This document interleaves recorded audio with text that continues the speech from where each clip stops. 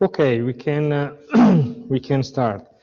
The aim of today is to conclude the part on government bond futures. Let me just recall the key steps we made towards the end of last class. We've seen that with this contract, a key issue is identifying which is going to be the cheapest to deliver for the seller. It's a contract in which the seller can decide which bond actually he or she can deliver out of a basket of deliverables. And we need to understand before maturity, especially what the cheapest to deliver is. So we've seen that in two steps. The first one was identifying at maturity the cheapest to deliver. And in this, we simply compare for the seller, from the seller's standpoint, what he or she gets by delivering the bond, which is the invoice price, with the value of the bond on the market. We maximize potentially this difference. And we've seen that maximizing this difference is simply equivalent to maximizing a DSP times the conversion factor minus the clean spot price. Step number one. Step number two is trying to understand before maturity what is going to be the cheapest to deliver. And we've seen that we can identify the cheapest as the bond that maximizes the difference between what? Between the future times the conversion factor minus the clean forward price. And we have seen that what is behind this strategy, this difference, is a strategy in which I sell the future with the intention to deliver a given bond, and I buy forward exactly that bond. The same thing that we saw on the Gulf future first, and then on the bond case. Now, the extra step that we have to understand better is the fact that when I calculate this difference, it is not only important to see which bond is the cheapest to deliver. So for instance, in this case, I calculate the difference between the future times the conversion factor minus the clean forward price for A and B, and I find out that for A it's plus 10 cents, for B it's minus 2 cents, and as a consequence I conclude that the cheapest to deliver is A. But it's also important to understand whether this difference is positive or negative. Why? Because if this difference is positive, it means that there is an arbitrage that can be made. How does this arbitrage work? If this difference is positive, it means that if I buy forward the bond, and so pay this amount, and sell the future with the intention to deliver the bond, where I get this amount, the difference is in my favor. And consequently, the arbitrage is based on selling the future and buying forward the current cheapest to deliver. The strategy, just to remember the car analogy, which is probably easier to understand, is totally equivalent to the case we described the last time, in which I had the future on the Gulf trading at 5,000, and there was the chance for a Gulf with a conversion factor of 1.1 to buy the car forward at a price which was lower than 1.1 times 5,000. If I had the chance to buy the car at a cheaper price, it meant that for any Gulf that I delivered, I could get 5,500 while I paid forward just 50 cents less. And as a consequence, this would have created the opportunity for an arbitrage. This, of course, was an unrealistic example over the car, but in the case of a bond, this plus accrued interest would be what I would get from the invoice price. This plus the same accrued interest, so this is what I'm not considering that, would be what I would get by buying the bond forward. So this plus 10 cents would actually be a profit. In the arbitrage, I would be selling the future and buying forward the bond, because this would be my arbitrage. I sell the future, buy forward the bond. As a consequence, by selling the future, there is a reduction in F, that would be the consequence of that, and so a reduction in F times the conversion factor. And by buying forward the bond, there would be an increase in the forward price of the bond until when this difference becomes 0. Have I been clear? So, first point, there is an arbitrage. Second point, there is an arbitrage that would drive this difference being 0. Okay? So we can get from here, at first, as a first intuition, that whenever the difference between future times conversion factor for the cheapest minus the clean forward price for the cheapest is positive, there is an easy arbitrage driving it to 0, which apparently is in equilibrium. So apparently we would say in equilibrium, I would expect this difference to be 0 for the cheapest to deliver, and consequently negative for all the other bonds which are not the cheapest to deliver. Because remember that the cheapest to deliver is the bond for which this difference has the maximum value. So if it is 0 for the cheapest and 0 is the maximum, it means that for all the other ones it must be negative. Have I been clear? All right. However, in practice, what we can see is more frequently the other situation in which all these differences are negative.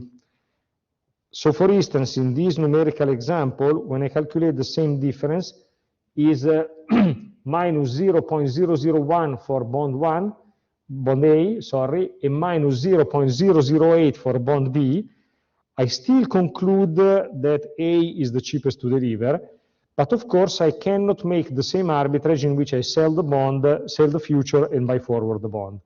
Because in this case, if I did the same strategy, I would lose 0.001, okay? The fact that the difference is typically negative is going to be important, and we're going to discuss later on very clearly why this difference is typically negative and can become negative up to a certain extent before any opposite trade starts.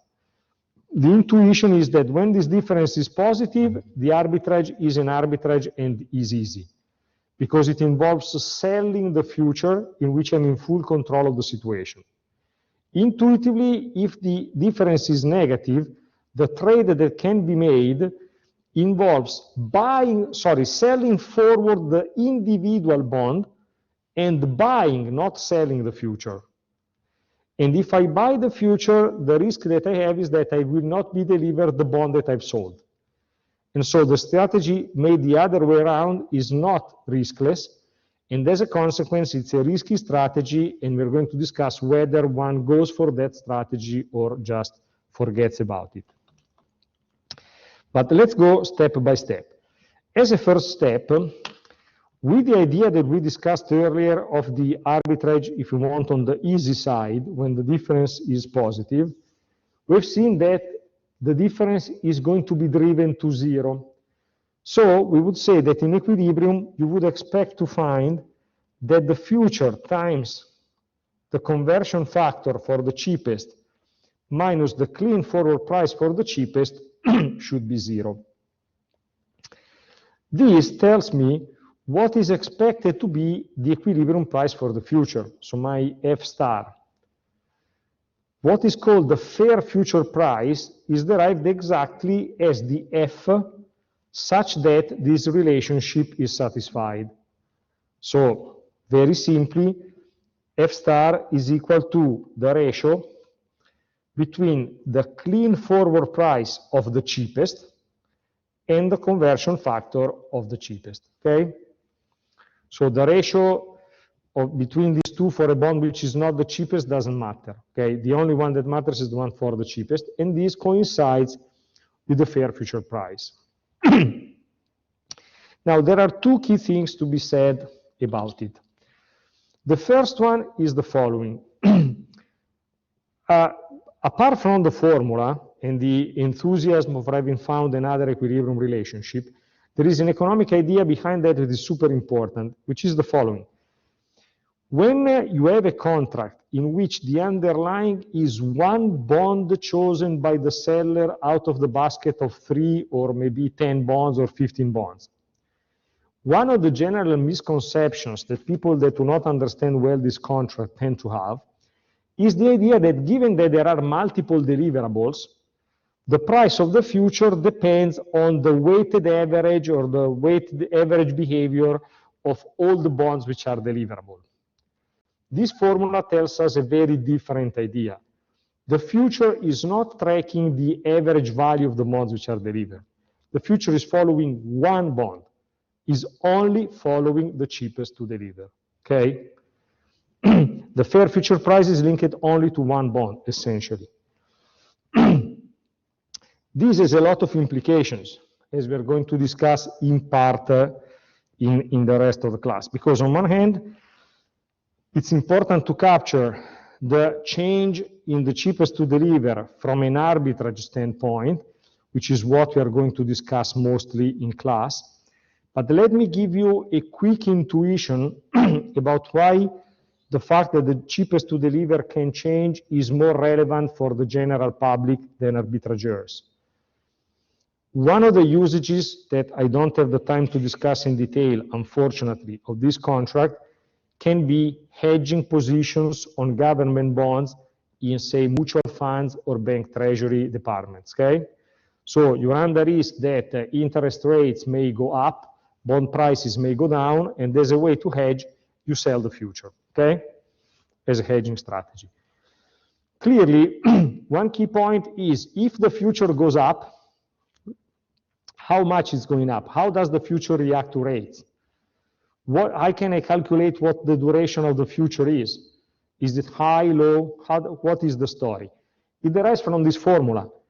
If the future is following the cheapest to deliver, the duration of the future would depend on the duration of the cheapest to deliver, okay?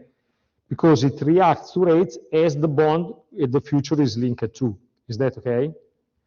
As a consequence, if there is a change in the cheapest to deliver, it means that the future starts jumping, having a different duration as before, because it's following a different bond with a different duration and different characteristics, okay? So even for hedging strategies, if you have a change in the cheapest to deliver, you must adjust your hedge ratio. We are not discussing how you derive the hedge ratio here, which is much more complicated, but intuitively, a change in the cheapest to deliver is not just a matter for arbitrageurs. It's a matter for everybody taking a position on the contract. Have I been clear? And the key idea is, even if I have a basket, the future is not following a basket, it's following just one in the basket, which is the cheapest. The second part that I have to say on that is that unfortunately, this, I'm going to show you later on that this appears to be equilibrium, but it's not actually equilibrium. So this is how we define the fair future price. But even if this is the classical denomination, fair future price, actually we are going to describe later on that it is not actually fair, and that systematically the future trades below this level.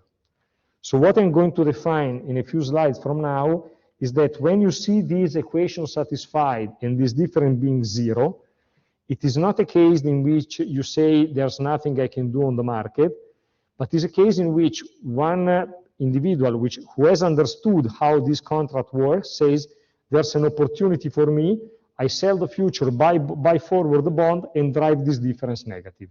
But I will explain later on, so we're going step by step. Before analyzing that, just a few details on terminology and giving you the sense of how the cheapest to deliver can be seen, say, on Bloomberg pages.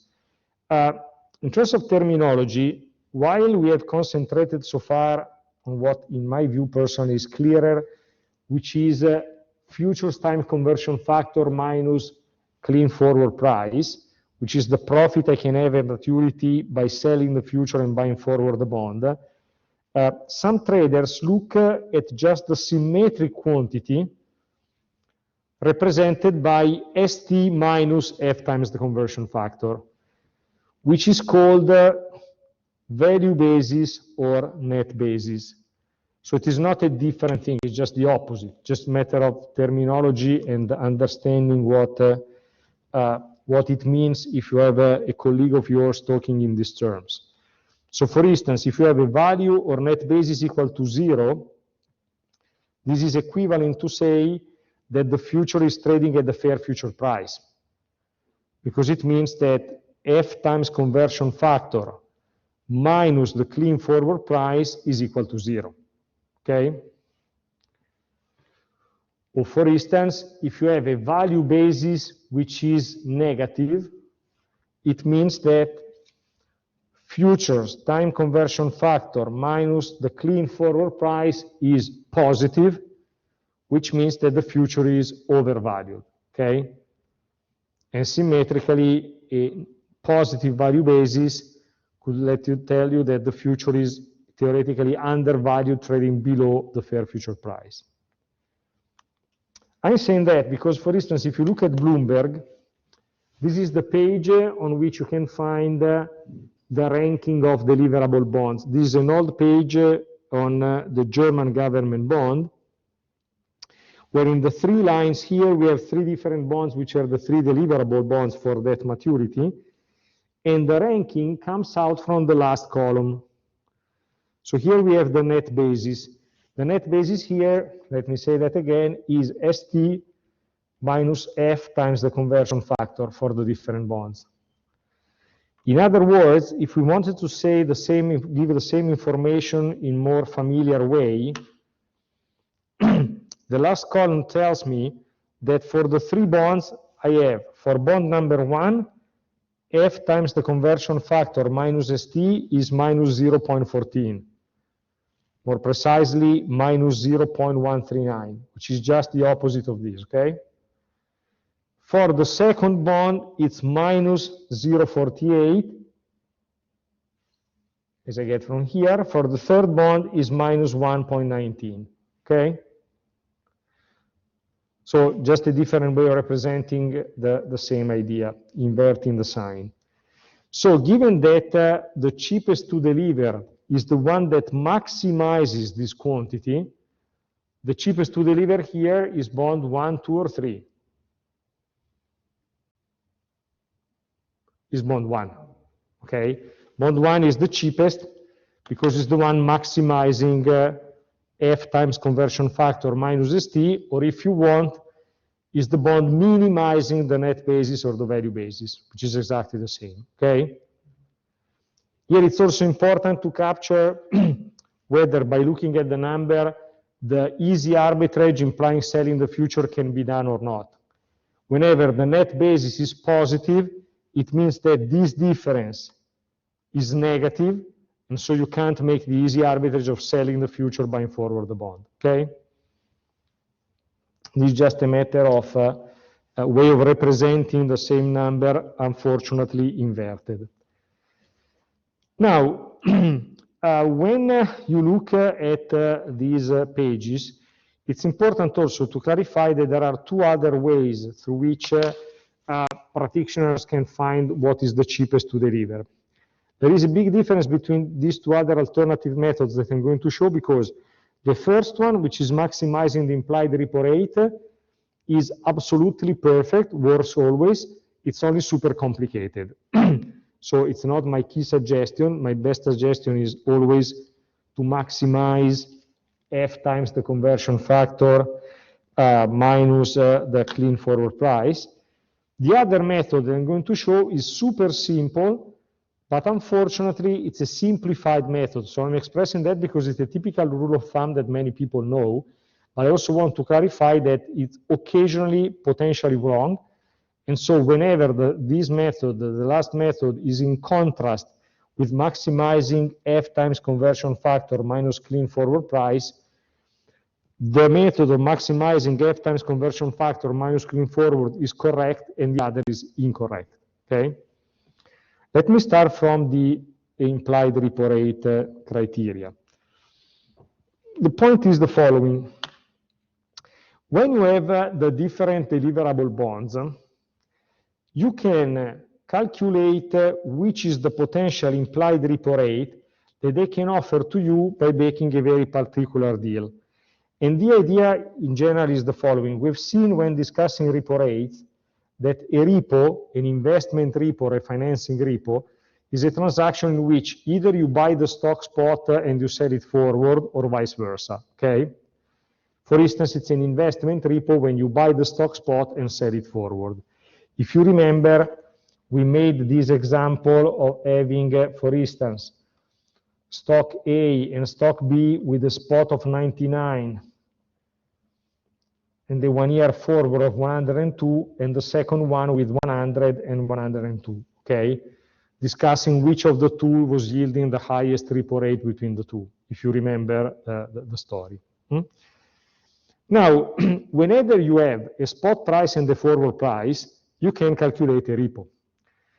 In the case of deliverable bonds, I can do the following, also assuming a very peculiar repo, in which the repo is composed by, on one end, buying the bond spot. On the other end, not selling the bond forward, but selling the bond through the future, okay? So the strategy is, I buy the bond spot, and I sell the future knowing that I would deliver bond 1, for instance. Why? Because in this case, I know that, for instance, for the generic bond I, F times the conversion factor of bond I plus the accrued interest at maturity can be considered the sort of dirty forward price of the bond which is implied by the future. In other words, for all the possible bonds, you compare two elements. The price at which you can buy the bond today, which is the sum of the clean spot price and accrued interest. Of course, you know that the sum of the clean spot price and accrued interest can also be called simply the dirty spot price, okay? And this is what you pay the bond today. And you compare this value with what you can get if you sell the future delivering that bond, okay? Which for any bond would be given by the future, which is only one value, multiplied by the conversion factor of the given bond I, plus the accrued interest at delivery date for that bond. Of course, I'm not saying that this would be the first thing that comes to a normal mind, okay? It's a pretty perverse reasoning. I can look at the implied repo there, okay? But the point I want to make is, if you do that, or if you have your software doing that, then the couples of prices would create different repo rates. And you can look at repo rates to define which bond is the cheapest to deliver. How can you do that? The intuition is the one we discussed already when we were talking on these examples, this example on stocks. If you compare the repo that you can get on stock A and the repo that you can get on stock B, which of the two repos has the highest implied repo rate? If you buy A and sell it forward, or if you buy spot B and sell it forward? In which of the two cases do you get the highest return?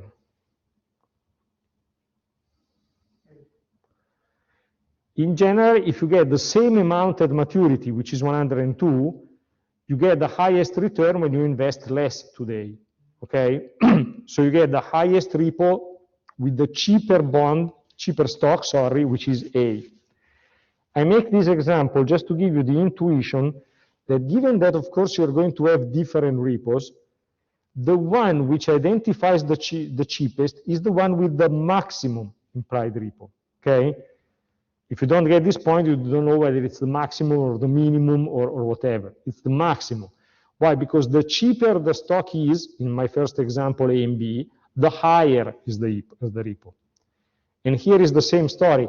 The bond which is going to be cheaper in relative terms should allow the highest repo rate out of the different stocks, bonds. Have I been clear? We can see that also from the Bloomberg example. This is not a different page. It's exactly the same as before. I've only highlighted a different column, because the same ranking in order between bond 1, 2, and 3 that we got from the net basis is the ranking that we get from the implied repo, where for bond 1, the implied repo is 336%, for bond 2 is 2.22, for the last one is even negative, okay? So even from this one, I get that the implied repo rate is maximum for bond 1, so it has to be the cheapest. I want to clarify that I've never asked in the past, and until at least 2070, I promise I will never ask to calculate in one exam the true implied repo rate on a bond based on this.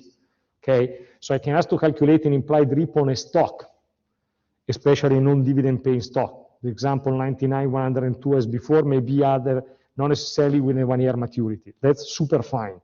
Not with a bond, and not with a bond with a future in between, because it's typically a mess. You have also, in a number of cases, you have coupons in between today and the future maturity. It's super complicated, and there are far better ways of using student time in an exam than this. But what I expect you to know is that if you have already the numbers calculated, is to know that the one with the highest implied repo is the cheapest, and to know why, which is this reason. Or, for instance, if you know that bond 1 is the cheapest, bond 2 is not, and you know that the implied repo of bond 1 is 1%, you should be able to say whether the implied repo of bond 2 is higher or lower than 1%. It derives from the fact that the implied repo rate of the cheapest is the highest, so if 2 is not the cheapest, it must have a lower implied repo rate, okay? This is the kind of thing I'm expecting you to know. So, this method is super correct, but also super complicated, so it's important for you just to interpret the number if you find it. I will never suggest on earth to make this calculation first if you want to quickly identify what the cheapest is without Bloomberg. Let us move to the other method, which is super simple, super well known. Unfortunately, it is occasionally wrong. This method consists in minimizing the ratio between the clean forward price and the conversion factor. Which is the logic here? The logic is the following. When you want to identify the cheapest to deliver, you take this quantity and you maximize it. That's the best criteria. You maximize future times conversion factor minus ST. This quantity can be rewritten also as conversion factor that multiplies future minus ST divided the conversion factor, okay?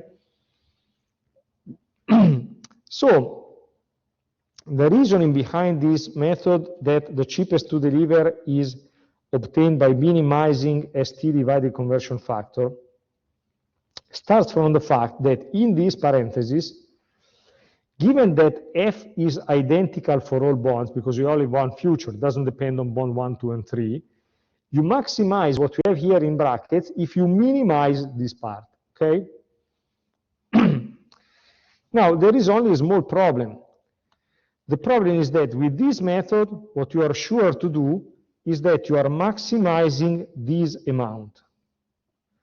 F minus ST divided by the conversion factor. But the true amount that you have to maximize is what you have in brackets multiplied by the conversion factor. And intuitively, if the conversion factors are pretty different from one bond to another one, you are not totally sure that when you maximize the amount in brackets, you are maximizing the full amount. Because maybe that you have a lower amount in brackets that is multiplied by 0.9, and the one that maximizes the amount in brackets is multiplied by 0.8, for instance.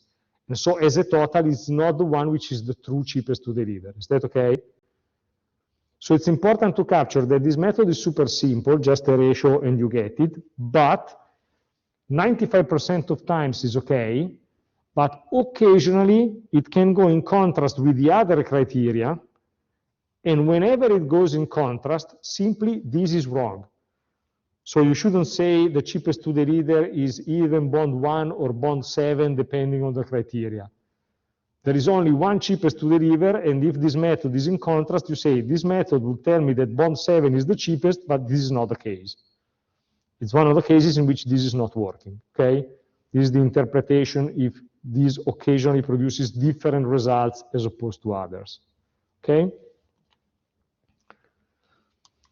Let us look at a simple case, a simple application. So if I have these numbers for the different bonds in terms of clean forward price and conversion factor, I simply calculate the ratio ST divided conversion factor for both bonds, and then compare these two numbers. Given that this is for bond A, the ratio is slightly lower than for bond B, I conclude that A is the cheapest to deliver, okay? But as I said, it's better to check with the others if this is true, okay? But the criteria is to minimize the ratio between the two, so the one with the lowest number is the cheapest to deliver.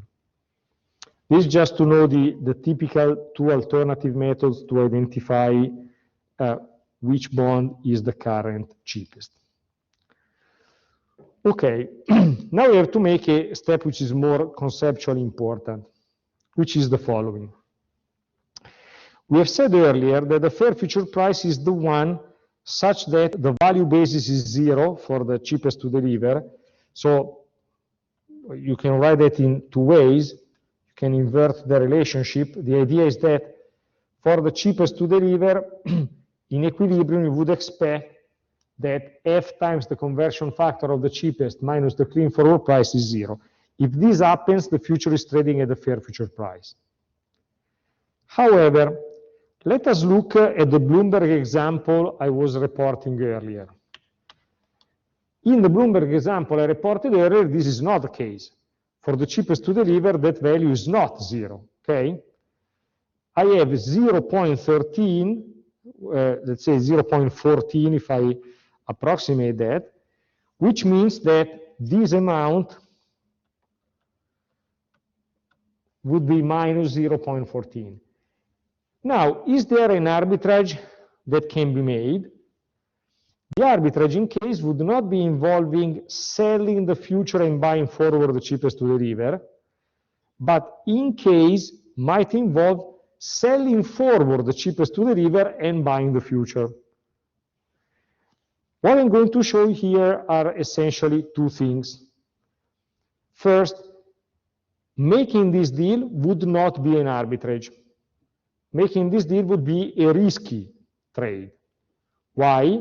Because since I'm buying the future, I'm not sure about whether at maturity I'm truly getting the cheapest to deliver or something else. Okay? Because I sell forward one specific bond and I buy the future crossing my fingers to receive that bond, but I'm not sure about it. Okay? And the other thing that I'm going to show is that even if I saw this amount being equal to 0, this, which appears to be an equilibrium, is actually not an equilibrium. In these two ways, we can understand two things. First, why typically the net basis is positive, or if you want, why typically this difference is negative. It's not 0, but it's below 0. And second, we can get the feeling that when this difference is negative, at a certain level, when it is sufficiently negative, somebody would start making the deal of selling the cheapest to deliver and buying the future, but only after careful consideration about whether this is a good trade or not, taking risk into account. This is what I'm going to explain in the next minutes. So let me start from the first part. We have to explain first that when this difference is 0, this is not a true equilibrium. And second, that when this difference is negative, the trade that I have to do is not a riskless arbitrage. Just one point of terminology. The reason why this is the case is the asymmetry in the contract. So the fact that the seller decides what to deliver and the buyer doesn't. The buyer is exposed to the choice of the seller. In technical terms, this is often referred to saying that the reason is the delivery option of the seller. The delivery option being the chance to decide what to deliver. Okay? Some people call it, rather than delivery option, the quality option. Because, for instance, for some commodities, it can be linked to delivering different types of soy, so it's the quality of the deliverable thing that matters, okay? In case of treasury bonds, typically we talk about not the quality of bond, but the delivery option. All right, let me start from the first point. Why, in the case in which we see that this difference is zero, meaning that the future is trading exactly at the fair value, this is not an equilibrium? The reason is that if this were the case, it would be optimal to do what? It would be optimal to sell the future and at the same time buying forward the cheapest to deliver. Why is this the case? Because if I make this strategy, at maturity, there are only two possible outcomes. First outcome, the cheapest to deliver does not change. At my maturity, the cheapest to deliver is still the bond which is cheapest to deliver today, okay? In this case, I end up having a profit equal to zero. Essentially, what I do is that I receive F times the conversion factor plus accrued interest. I have to pay ST of the cheapest plus accrued interest, and the difference is zero. Instead, if there is a change in the cheapest to deliver, in this case, by selling the future and buying forward the cheapest to deliver, I systematically make money. What is the intuition behind it? I'm going to explain later on, especially towards the end of the class, even better. The intuition is that given that I can, if there is a change of the cheapest, it means that I have the chance at the end to deliver a bond which is cheaper than the one that I've purchased forward, okay? So it's my choice as a seller to deliver something worth less. If I had no change, I would be even. I would be at par with a profit of zero. If I had the chance to change and deliver something cheaper, that's for my advantage for sure. Is that okay? So if there is a change, it's a profit for me as a seller, okay? Clearly, if this were the case, so if I have a situation in which with this difference equal to zero, I know that if I sell the future, buy forward the cheapest, I end up either with zero or with some positive money, you would do this trade, and as a consequence, you sell F that goes down, you buy forward the cheapest that goes up, and this drives the difference becoming negative, okay? That's why even if you have this point, this difference which is zero, the trades that people would do drive this difference negative because the future is sold and the cheapest is purchased, okay? In order to explain a bit better why this thing works, if I have a change, then I make money, let me use one of my weird examples, but it's the one which I found clearer in years in teaching this topic, to clarify the intuition. Imagine the following. Consider any, say, sport championship in which the final winner is simply the team that made more points, okay? So there are no finals, no playoffs, nothing like that. The one who ends up at the top of the ranking is the winner. Imagine a football championship in many European, but I think even non-European countries. Now, for instance, let us imagine that after a sufficiently tough class of derivatives, I come into the class and propose you this bet based on the fact that you look confused enough to possibly accept a bet which is against you. And I say you the following. Imagine that currently in the Spanish championship, the current leader is Atletico Madrid.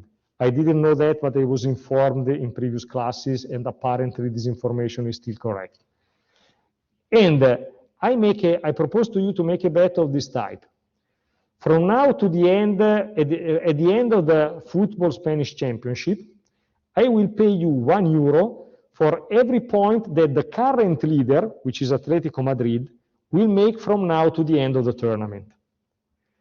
But you pay me €1 for every point that the final winner of the tournament will make between now and the end of the tournament. Okay? So I pay you €1 for every point of the current leader. You pay me €1 for every point of the final leader between now and the end of the tournament. Now, if you think about it, this bet is something that you should refuse completely. For a very simple reason, because this bet has only two possible outcomes. Outcome number one is the current leader is the final leader and wins. In this case, the euros I have to pay to you are exactly the euros you have to pay to me, because the points made by the current leader, Atletico Madrid, and the final winner are exactly the same, okay? If instead the leader changes, this implies that the final leader has made more points than Atletico Madrid, and in this case it would be you paying me, where there is no possibility on earth that the opposite may happen. Is that okay? So, clearly, I'm not saying you're going to go out and propose this deal to different Master of Science students. This is not my expectation due to reputation and integrity reasons. I've not even made this bet myself with anybody, incidentally. But of course, if you had the chance to do this deal with anybody, and you forget about integrity quest issues, of course it would be a great deal. Because you have no chances to lose, you can only possibly win if there is a change in the leader. Now, selling the future and buying forward the cheapest to deliver when this difference is zero is exactly the same stuff. If there is no change in the cheapest, you are at zero. You have no profit, no loss. If there is a change, you systematically make money. Have I been clear? Intuitively, the only way by one could possibly accept the deal I was discussing is if I guarantee that I pay some euros for sure, independently on what's the outcome, to balance the fact that the rest of the bet is completely uneven, okay? But here, we have a deal of this kind in which I make money whenever the current winner is not winning at the end, okay? Whenever there is a change in the cheapest to deliver. Now, this also tells me which kind of reasoning I should be doing when the difference here is negative. We've seen that if F times the conversion factor minus the clean forward price is positive, there is an arbitrage, which is actually an arbitrage, and is easy. I sell the future, buy forward the bond. And I'm sure I would get 10 cents at maturity. Why am I sure? Because as the seller, I am deciding what I deliver. And so I'm in full control of the strategy. Is that okay? Instead, if I see that this difference is negative, the possible strategy that could be made involves selling forward the current cheapest to deliver and buying the future. So I should be inverting the two terms, saying my inflow is ST, my outflow is F times the conversion factor, and so I get 14 cents.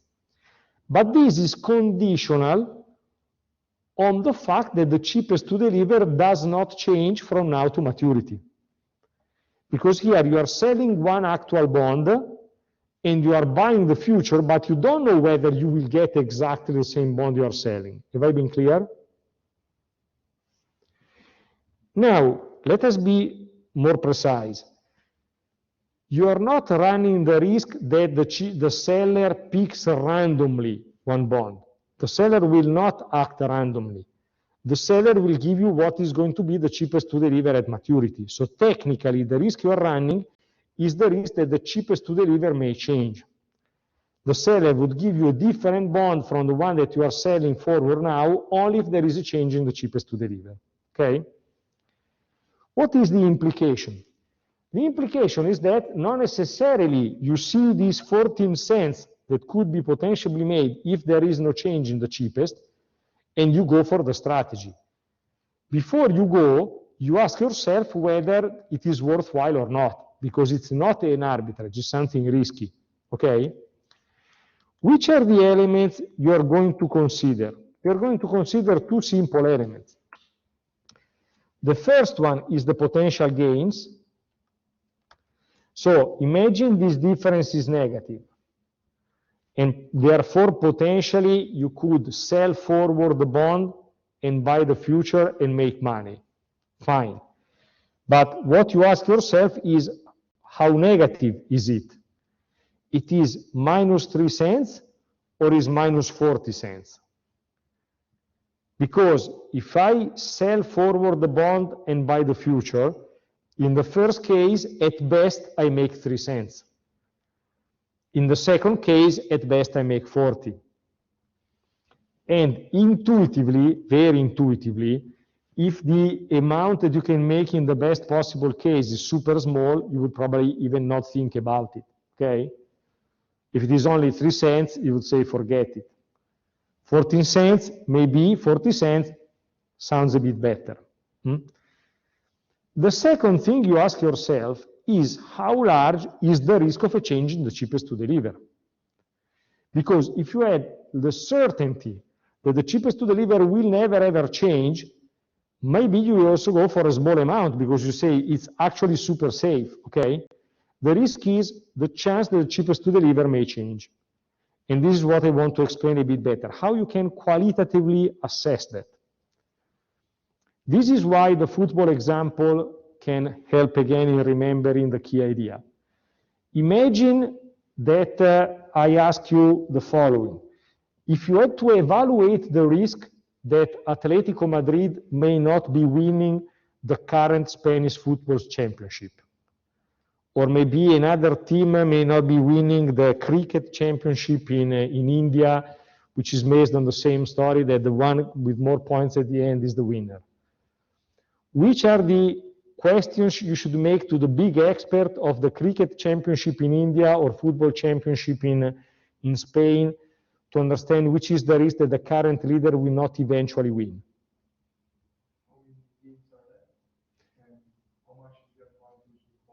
You would essentially ask two things, exactly. By how many points the first team is leading over the other ones, how many points of advantage the first team has, and how many teams, how many matches are left. Because if I'm in advantage of 20 points and there are 2 matches remaining, it's pretty clear. If I'm in advantage by 1 point and there are 40 matches remaining, the current leader means close to nothing, okay? Perfect. What is the equivalent here? It's interesting because we have a clear equivalent for both things. It's only a matter of understanding where do I find these numbers. First, let me look again at the table we saw before already, where there is the ranking in terms of net basis, okay? So the ranking in terms of net basis tells me that F times conversion factor of bond 1 minus the clean forward price of bond 1 gives me minus 0.14. And for bond 2, I have the same number for bond 2 that gives minus 0.48, okay? Imagine, I ask you the following question. Which number should you have here rather than minus 0.48, sorry, in order to have bond 2 becoming the cheapest? If the number there were not minus 0.48, but it were minus 0.27, would bond 2 be the cheapest? No, it would still be bond 1. Which number do you need there when I pointed out with the arrow to make bond 2 the cheapest to deliver? Minus 0.13, 0.12, 0.11, something lower, closer to 0 than minus 0.14. Is that okay? What am I telling you? What I'm telling you is that the distance between these two is 0.34 points. This is how many points the follower of Atletico Madrid is back in the ranking, in my example. The distance in points in the ranking is the distance between the net basis of the first and the second bond. The smaller the distance, the closer is the second bond to overcome the first one. Is that okay? In other words, if here you had minus 0.14 for the first one minus 0.20 for the second, the chances of a change in the cheapest to deliver, in this case, would be higher or lower than they are currently. If you add these numbers, they would be higher, because the distance between the first and the second would be far smaller. Is that okay? So this is the first thing. You look at which change do you need in order to make the second bond become the first one. If instead you had just, for instance, the third bond with minus 1.19 as opposed to minus 0.14, then of course the cheapest to deliver is super certain and super clear. Is that okay? Second part of the story, which is going to be here the equivalent of the number of matches missing to the end of the championship. What is the equivalent in this future context? It is the time missing to the maturity of the future. So for instance, imagine you have these numbers. If you have these numbers in February for the March maturity, maybe this difference is sufficient to make you sure that the chances of a change in the cheapest to deliver are minimal. But if you have these numbers in February, but the data are for the September maturity of the future, there is still so much time to go that the chances of a change in the cheapest to deliver is potentially much higher. Have I been clear? So these are the first two elements that should come to mind super quickly. Now, there is a third element which unfortunately does not have a football parallel to be easier to remember, which is instead remarkable in the case of bonds.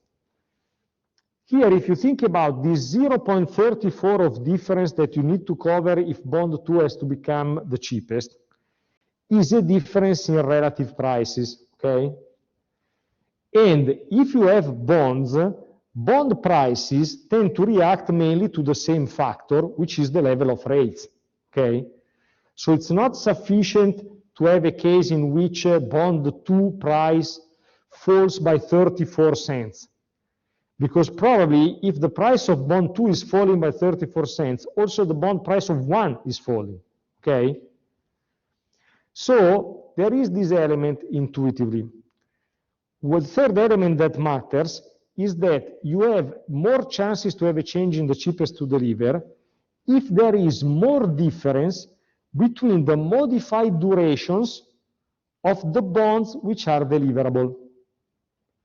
Why you have more chances to have a change in the cheapest if the bonds are more diverse among each other in terms of modified duration? Because if you have more diverse modified duration, a given change in rate can create a wider difference in the reaction of the bonds. If instead the modified duration of all the bonds is super similar, even if rates go up or down, interest rate will not create a huge relative difference in prices. Is that okay? Of course, keep in mind that prices do not only react to rates. It can be simple supply and demand based on the different characteristics of the bond on top of rates. But of course, this is a key driver. So if the duration is super similar, it's more complicated to have a change. That if there is sufficient difference among the different bonds, okay? So maybe that if you have the 30-year bond, which is now become a 10-year bond with a large coupon, which is very different from the other 10-year bonds, there can be a wide difference in duration. In this context, you have more chances of having a change than if the bonds are more or less the same with the same coupon and same maturity and hence same duration. Is that clear? All right. Now, let me clarify this thing even better through a part which is an appendix, but I think is useful. So, the point we made up today is essentially, we've seen that the future apparently has a fair future price, which is given by this value. But in practice, typically trades below. It trades below because if the future price were exactly equal to this, it would be convenient to sell the future and buy forward the cheapest. And trades below up to which level? It depends. Up to the level in which somebody decides that it is worthwhile to sell forward the cheapest to the river and buy the future, while being exposed to the risk of a change in the cheapest to the river. Now, one thing that, however, typically is only partially clear, it would be partially clear if I stopped it here, is the idea that if the future is trading at the fair future price, so if I add this condition,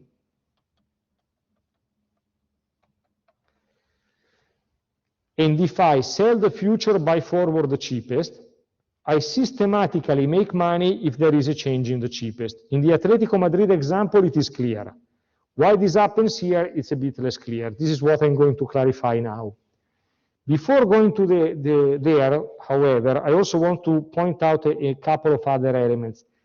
In order to make this last part, I'm going to use two simplifying assumptions.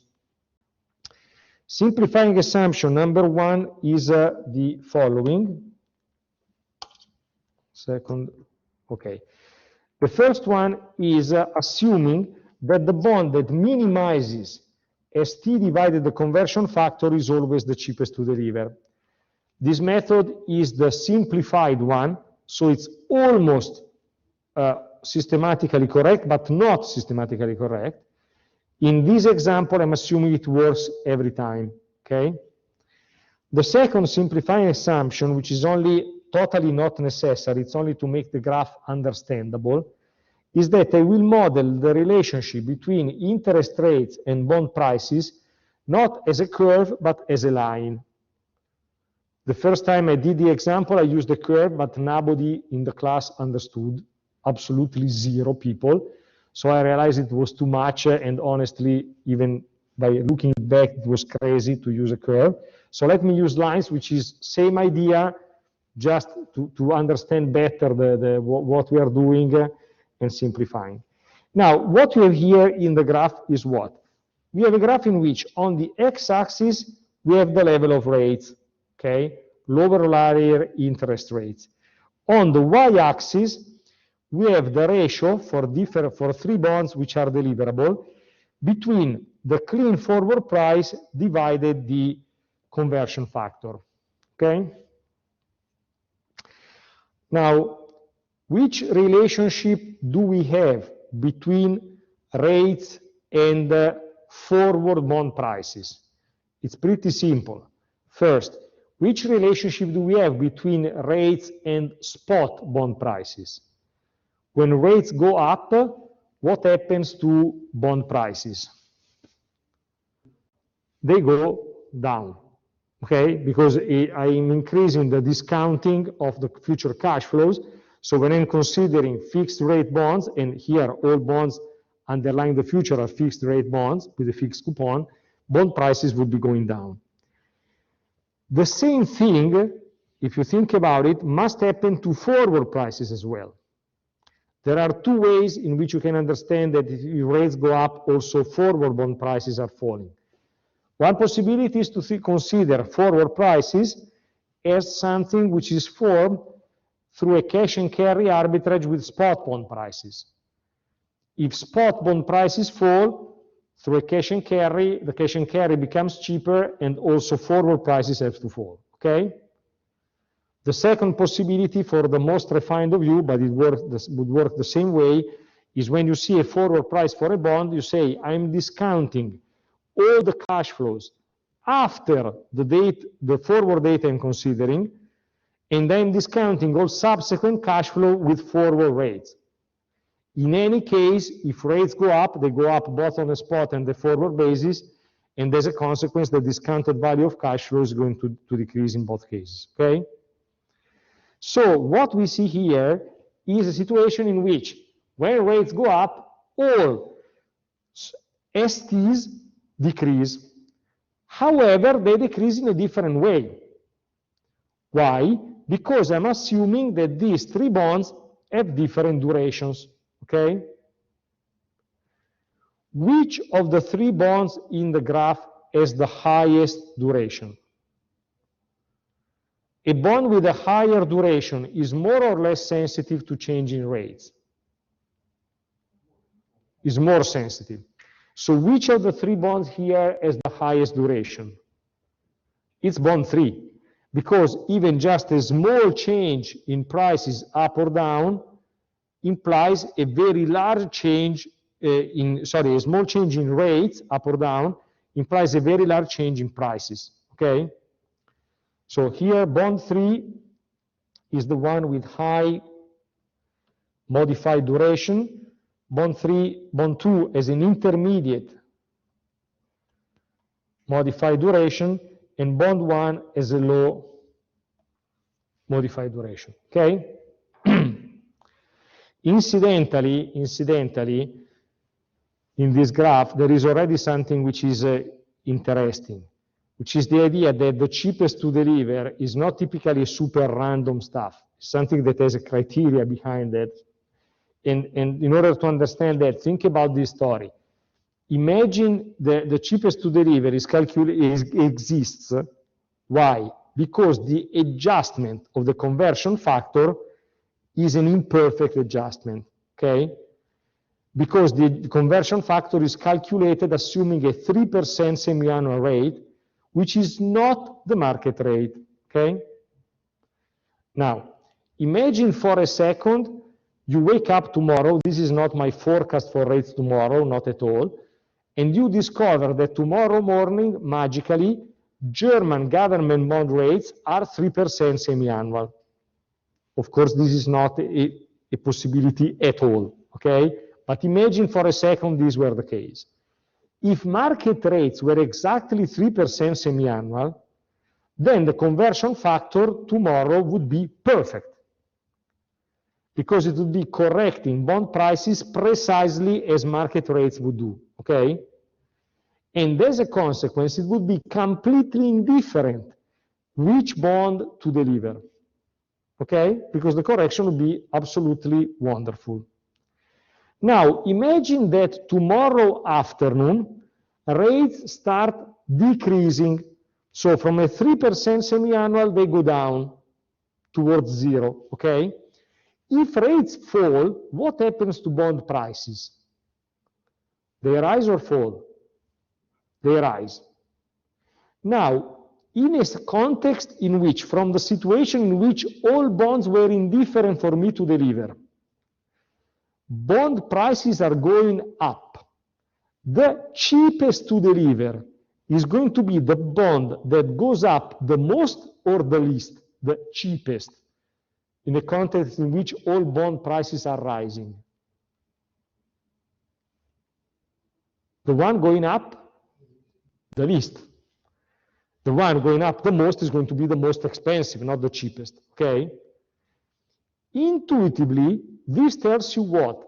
That the bond going up the least will be the one with the highest or with the lowest duration? The one with the lowest duration, okay? So in general, when you have lower and lower and lower rates, the cheapest is the one with the lowest duration. When you have higher and higher and higher rates, the cheapest tends to be the one with the highest duration, so the one falling the most, okay? This is what you get from this graph already.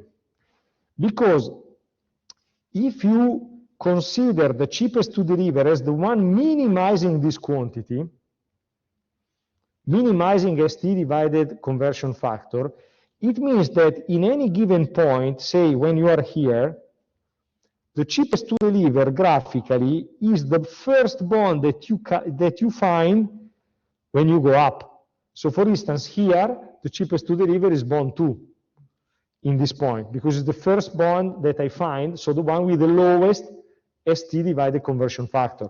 Sorry. And this means that in this region, the cheapest to deliver is bond 2. When I am instead in this region, the cheapest to deliver here is bond 1. When rates go down, the lowest duration bond becomes the cheapest. Okay? When rates go up in this region, bond 3 becomes the cheapest. When rates go up, the bond falling the most is likely to become the cheapest. Have I been clear? So the fact that one bond becomes the cheapest is typically not, part can be a relative demand and supply pressure on the individual bond.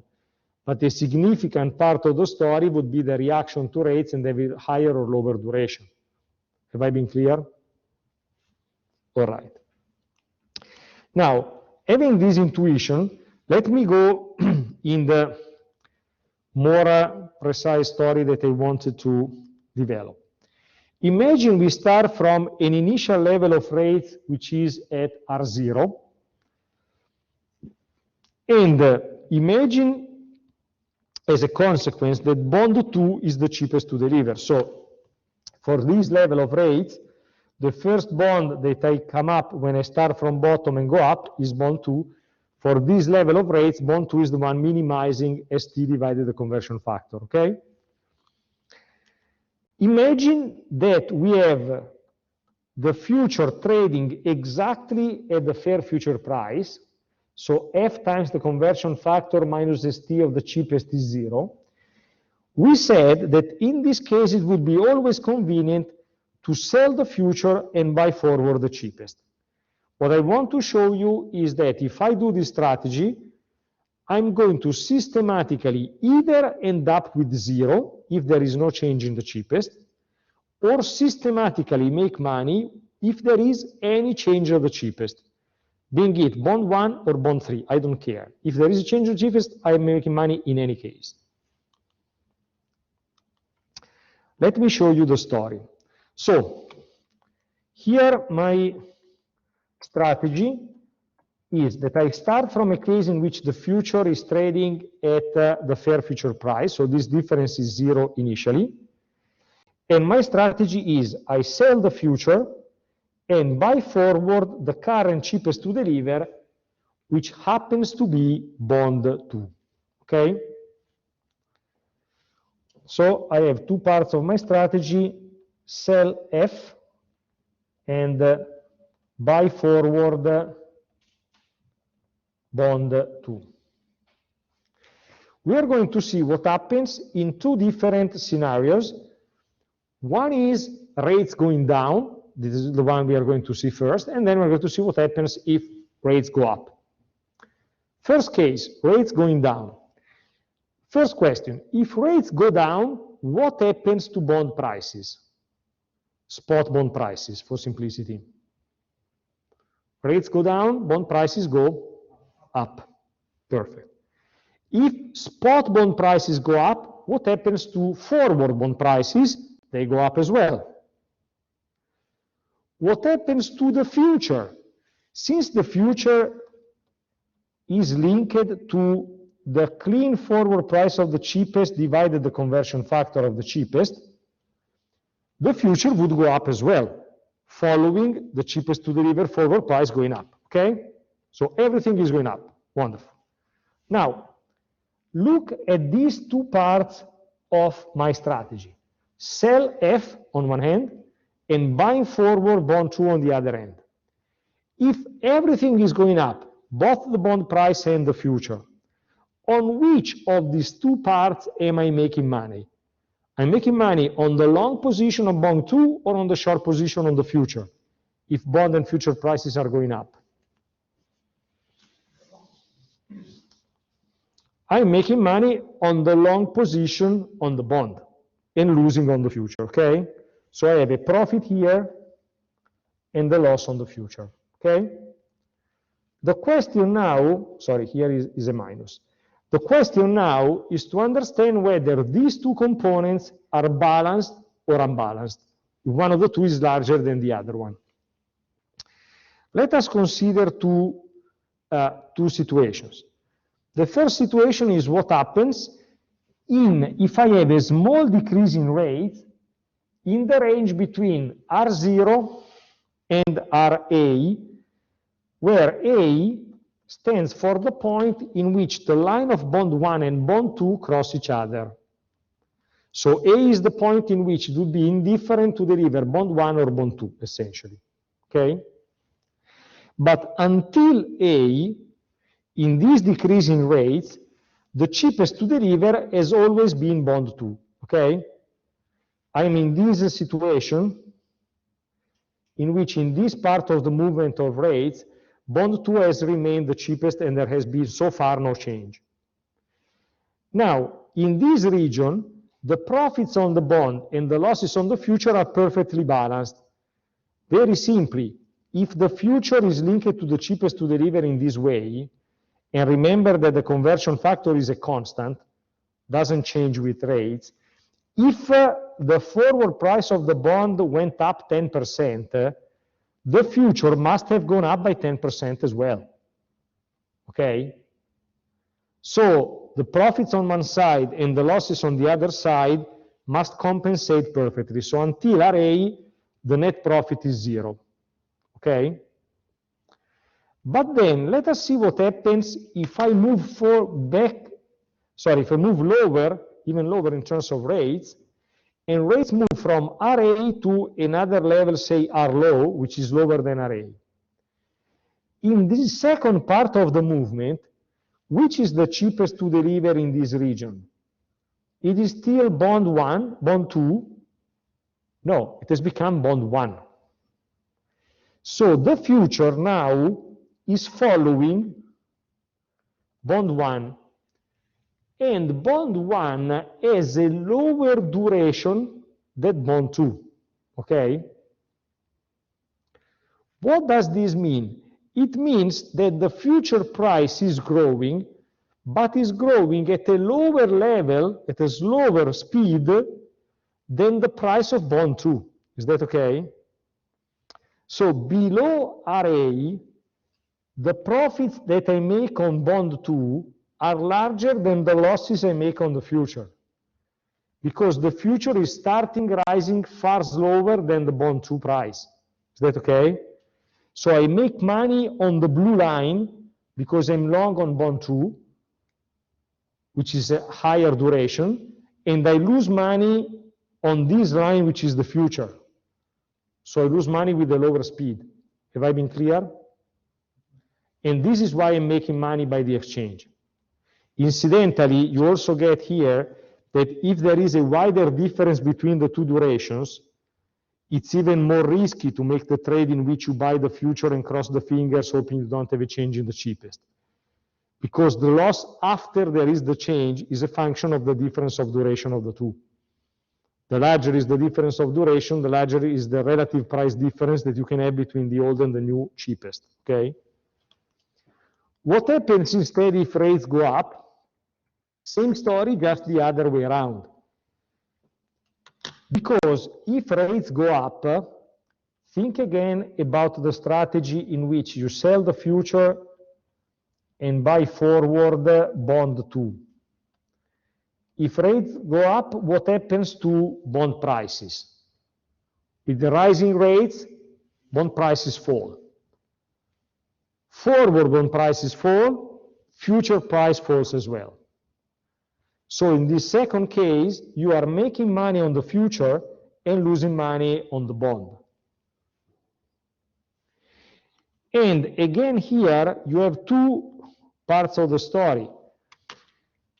In the first part of rate increase, until you arrive to point B, which is the point of switch, again, the future is still following bond 2, and so the money you make on the future is exactly the same money you lose on the bond, until B.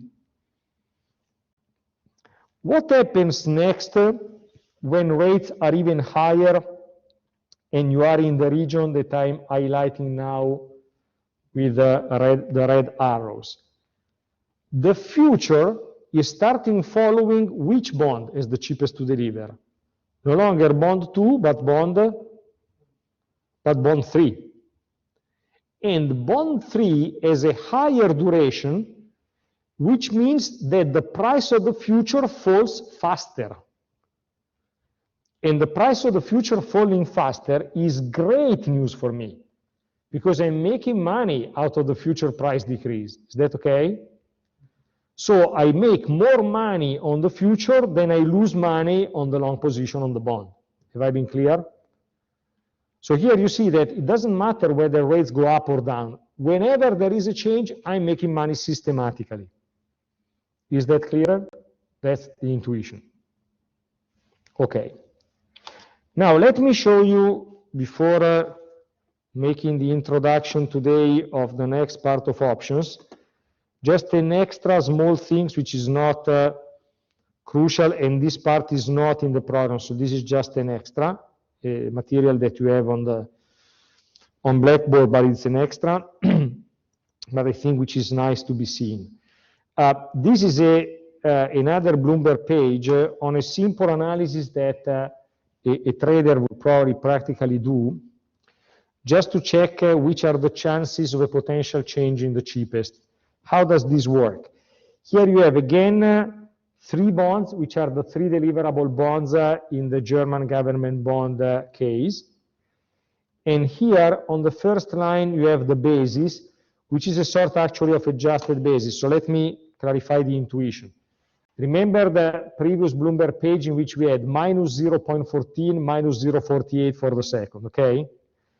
In this page, what they do is that they bring to 0 the first number, and they put at the second the difference. So this minus 0.14, minus 0.48 would have become 0 for the first one, and 0.34 for the second, which is the relative difference between the two, okay? So whenever you see 0, this one is the cheapest to deliver, okay? And what we have here is parallel yield shift in basis points. So 0 is the current situation. The current situation is here in the central column, where bond 1 is the cheapest to deliver, and there is a difference of 0.70 in terms of net basis with the second one.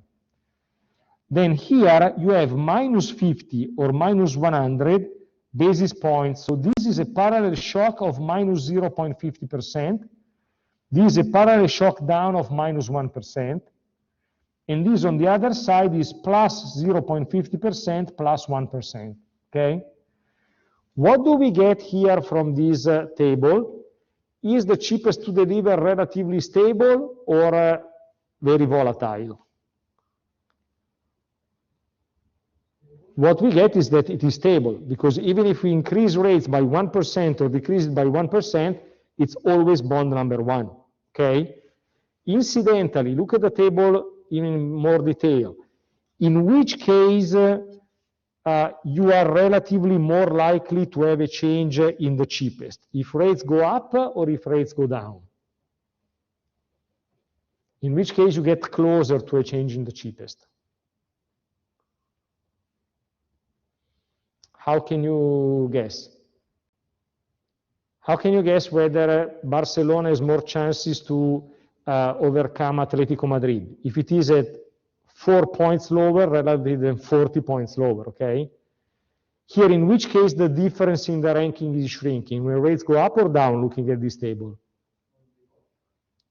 It's when they go up, because here the difference is only 0.27, whereas in the other case, you see that it becomes even greater, okay? So probably, if you could alter the numbers here, maybe that with 1.5% increase or 2% increase, you might even have a change in the cheapest to deliver, okay? But of course, a 1.5% or 2% change is a lot. So it's a much strongly stable situation, okay? Now, let me show you a similar page, but on the US market. So first, this page is not the one with the ranking in the cheapest. This is only with, sorry, this is not the one of shocks, it's just the ranking in the cheapest. So it is equivalent to the 3 lines I showed you before, but here we have 16 lines because we have 16 deliverable bonds. And the ranking here in the last column of the net basis is telling us which bond is the cheapest, which is bond number 1, which is the second, which is this with 3.5, the third with 3.6, and so on and so forth, okay? Now, if I do the same analysis of scenario evaluation on this market, as you see, it's pretty different, because if rates go down, I still have bond 1 as the cheapest to deliver. But you see that if rates go up just by 50 cents, by 50 basis points, then the third bond would become the cheapest. With a larger shock, the bond which was number 14 becomes the cheapest. And with intermediate shocks, maybe some of the other ones could be the temporary cheapest to deliver. So, for instance, in this case, that's a good example in which, in deciding whether you want to go for the strategy selling forward the bond, buying the future, you have to take some sort of directional view. If you say, if rates change, they can only fall, so they can only move in this direction, maybe you believe it's sufficiently stable. But if there is even just a small risk that rates may go up, then of course the strategy is too risky. Have I been clear? That's the intuition to give you a super simple thing. It's not the only kind of reasoning you can make. You do more than that. But just to give you the feeling that while when F times conversion factor minus ST is positive, you just go. When F times conversion factor minus ST is negative, you think a lot about it in terms of whether you can make enough money and whether it's worthwhile taking into account all the story. Have I been clear? All right. So keep in mind that the reason why we spent the time we spent on this contract is not only the fact that it is important per se in the case of bond trading and bond hedging, even if I don't have the time to discuss exactly the hedge ratio story here. Intuitively, it's a matter of duration of the portfolio you want to hedge as opposed to the duration of the future, which depends on the duration of the cheapest. But also because whenever you have a contract in which the seller or one of the two parties can decide exactly what the underlying is, you must keep in mind that this creates an asymmetry in arbitrages and there's some impact on the value. That's the other key point. Incidentally, just 1 second extra, this contract is also the one that is typically used for spread trading strategies on government bonds. So imagine you want to speculate on the fact that the difference between the yield of French and German government bonds is going to shrink. French government bonds trade at a higher yield than German ones, and you expect this difference is going to diminish. If you only expected French rates to decrease, you would buy the future, okay? But if you don't say French rates are decreasing, but the difference between French and German rates are decreasing, this would imply making a strategy in which you buy the French government future and you sell the German one. Instead, if you expected the difference to increase, you would be buying the German, selling the French, okay? Because you play on that in relative terms. Incidentally, there are a lot of subtleties in that, such as that you should make the deal taking the same modified duration on both contracts, not the same number of contracts, but the same modified duration.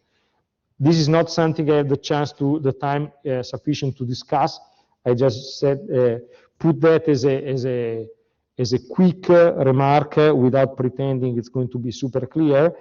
But just to explain that in bond trading, this contract is extremely relevant, and you must understand the fact that the contract is following a cheapest to deliver, and be careful in what is the cheapest, because otherwise the characteristics of the future are changing and you don't even know, as it happens to people who do not know the contract well enough, okay?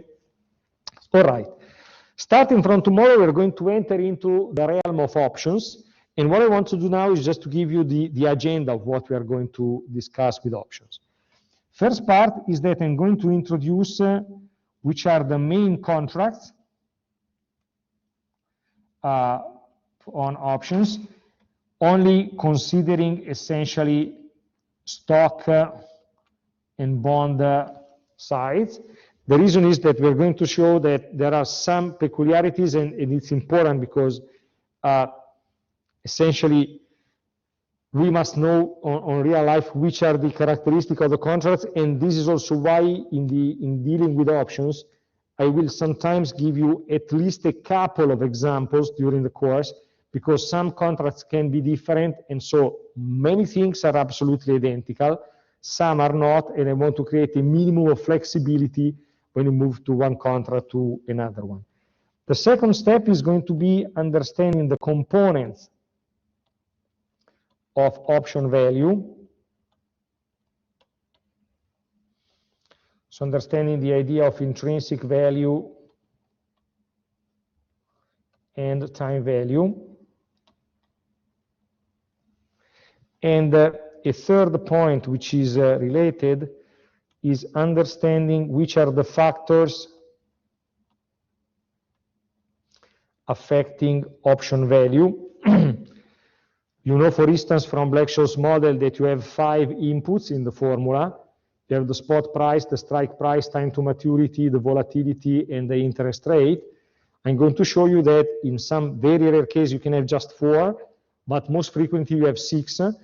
And getting an intuitive feeling of how they influence intrinsic value or time value is not relevant from a pricing standpoint, because we do pricing with models, but it's important to get some economic intuition about how the different factors are impacting on the price, to get an intuitive feeling of how partial derivatives would work. That's why I'm spending a bit of time on that. Point number 4 is going to be some simple no arbitrage relationships.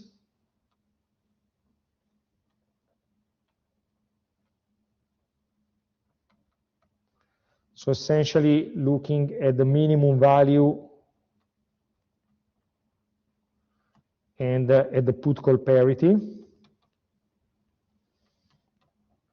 which is something you know already, but we are going to generalize a bit in terms of interpretation. Point number 5 would be discussing American options. So the options that can be exercised even before maturity.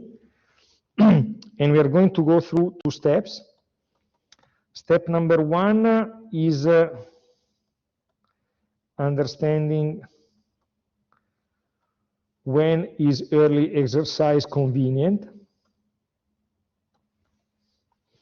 The reason why it's important to address this question is that when you can rule out early exercise, so you say the option is American, but nobody who's intelligent enough would exercise it before maturity, then we can price the option as a European, clearly, because in practice makes no difference. Whenever instead early exercise, even in some states of the world, cannot be ruled out, then we have to do something else.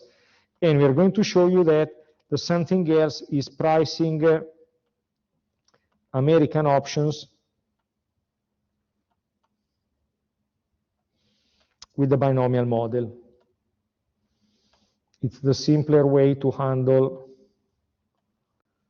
American options.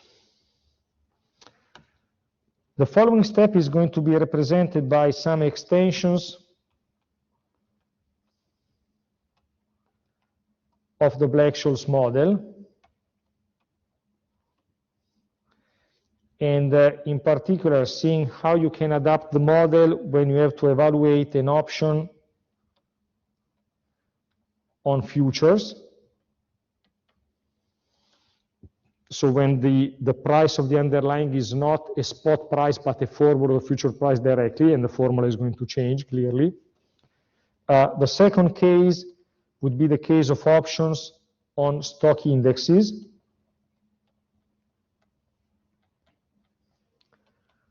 Paying a continuous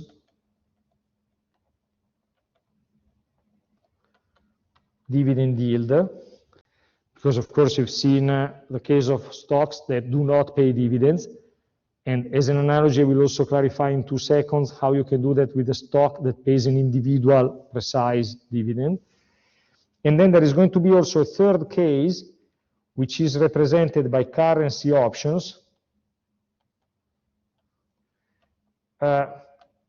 I point out here that I will not explain that in class, so this is something you should have to do yourself on the HAL, because it's just a variant of the second case. So it would be honestly a waste of time to discuss it in class, but it's in the program as well.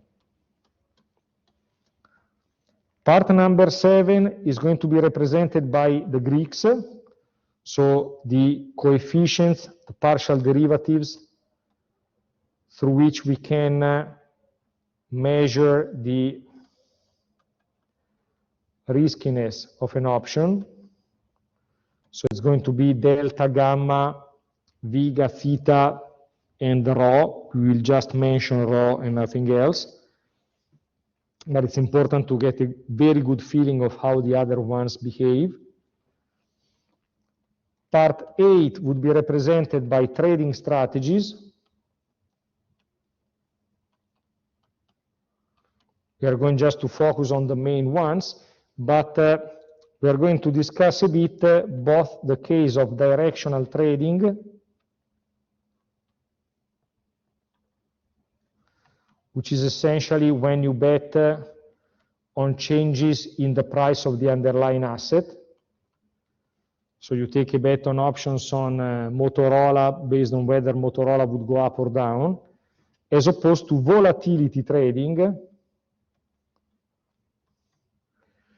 which is when you bet on changes in sigma, in the expectations for the market for the volatility of Motorola in the future. And then the last part would be understanding better the idea of volatility of the Black-Scholes formula, and in particular the idea of the volatility smile skew. So why do I find the different numbers of volatility behind closing prices of the same asset for the same maturity? And the idea of the volatility term structure. Explaining also the kind of trades that I can make if I expected the difference between the 6-month and 9-month volatility of Motorola is going to shrink or increase, for instance. On the part of options, let me add one practical thing. I'm going to post gradually the slides used to that. Sometimes I will use the slide in class, sometimes I'm not going to do that. For instance, I will do next time when explaining the part on the market, so if you can download them or print whatever you want to do, it's useful. On some other ones, sometimes I will go through the Blackboard when it's better to reason and I prefer it. In some cases where I have more defined or real-life examples defined, I will use the slides alternating the Blackboard and the slides, depending on what is more efficient. Sorry for the mixture of the two, but I try to based on past experience on what is more efficient and works better in class.